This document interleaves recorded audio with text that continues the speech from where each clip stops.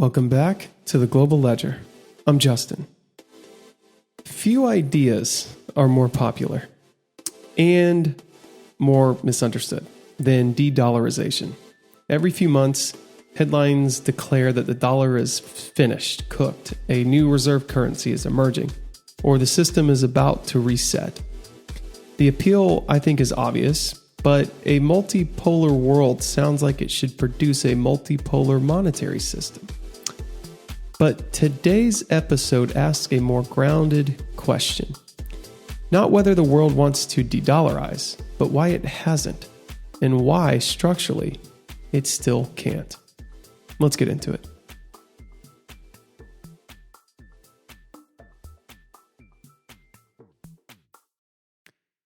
What does de-dollarization mean?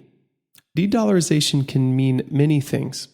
Less trade invoiced in dollars, fewer reserves in dollars, alternate payment systems, bilateral settlement in local currencies. Okay, these changes are real, and they are happening at the margins. But replacing a reserve currency requires more than substitution.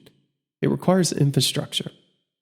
So, why are reserve currencies hard to replace? A reserve currency must do several things simultaneously, and we talked about this at the beginning of the ARC series, ARC VII.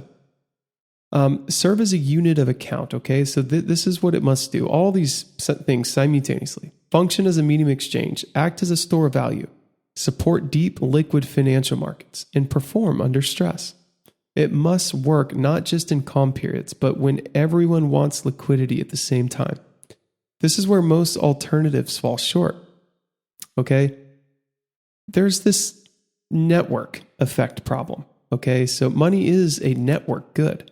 Okay, the more widely it's used, the cheaper it is to transact, the easier it is to hedge, the deeper the markets become, right? Once a currency reaches a certain scale, its dominance becomes self-reinforcing. Leaving the network imposes costs, and especially during crises. So, but why trade diversification is not monetary diversification? Okay, many arguments for de-dollarization point straight to trade. But trade currency choice is only part of the story. Trade requires financing, hedging, settlement, and collateral. Those services still rely overwhelmingly on dollar-based markets. Changing the invoice does not change the balance sheet. Really important point here, okay? At the center of the system is a shortage of safe, liquid assets. Okay, global investors need depth, transparency, legal certainty, and the ability to exit. No alternative currently offers this at scale. Reserve currencies are built on markets, not intentions. And crises reinforce the dollar. Okay, this is the most counterintuitive part.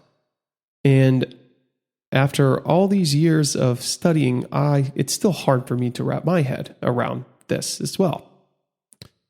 Crises don't weaken the dollar's role. They strengthen it. During stress, funding demand rises. Collateral preference narrows.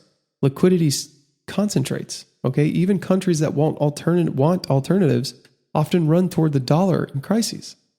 Not because of ideology or anything like this, because it's necessary for survival. So in the title of the episode, I put in parentheses yet. Okay, so saying the world can't de-dollarize yet matters.